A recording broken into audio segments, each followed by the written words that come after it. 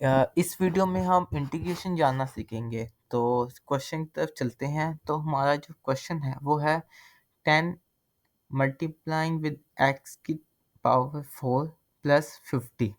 तो हमने इसकी इंटीग्रेशन करनी है। हमारे पास एक कांस्टेंट है, हमारे पास एक कोफिशिएंट और वेरिएबल है और उसकी पावर है।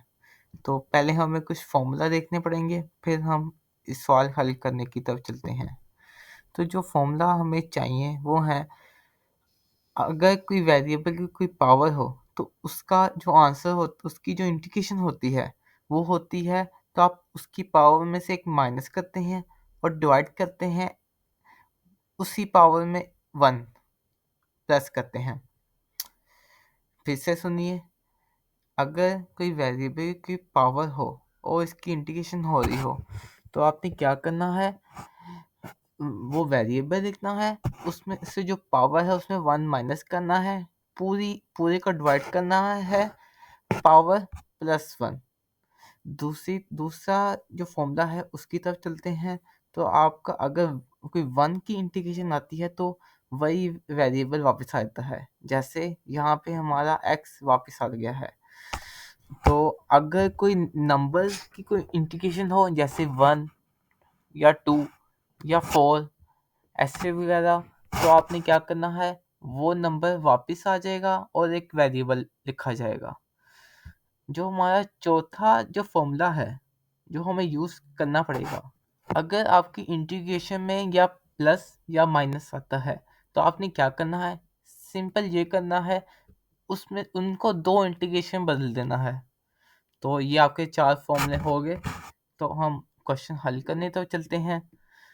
तो जो हमारा क्वेश्चन वापस लिखते हैं, 10 एस की पावर 4 प्लस 50 होल इंटीग्रेशन। तो जैसे हमने पहले देखा था कि अगर तो प्लस या माइनस वाला हो तो हम उनको अलग-अलग इंटीग्रेशन कर सकते हैं। तो जैसे ही हम इंटीग्रेशन कर रहे हैं, 10 एस की पावर 4 अलग हो जाएगा और 50 अलग। तो अब हम दूसरे स्टेप की तरफ चलते हैं। तो यहाँ हम करेंगे, हम जो 10 है हमारा वो हम बाहर ले जाएंगे क्योंकि वो कांस्टेंट है। तो एस की पावर 4 इंटीग्रेशन में आ जाएगा। जैसे हम फिर दूसरे के साथ भी वैसा ही करेंगे, 50 हमारा बाहर आ जाएगा, वहाँ से 1 रह जाएगा। फिर आगे हमने ये करना है, देखें यहाँ पे एस की पावर 4 आया हुआ है, तो हमारे पास ये पावर वाला फॉर्मूला लग सकता है, as whole n minus 1 divided by n plus 1। तो हम सिंपल वही करेंगे, जैसे देखें पावर जो 4 है उसमें से 1 माइनस करेंगे, डिवाइड करेंगे 4 प्लस 1 के साथ। ठीक है, आगे चलते हैं। प्लस करेंगे 50। देखें यहाँ, देखें यहाँ पे 1 की इंटीग्रेशन हो रही है। हमने देखा था कि अगर 1 की इंटीग्रेशन हो तो वो वेरिएबल वापस आ जाता है। तो हम यहाँ पे x लिखेंगे। आगे चलते हैं। तो यहाँ पे सिंपल हमने बस माइनस और प्लस करना है, एस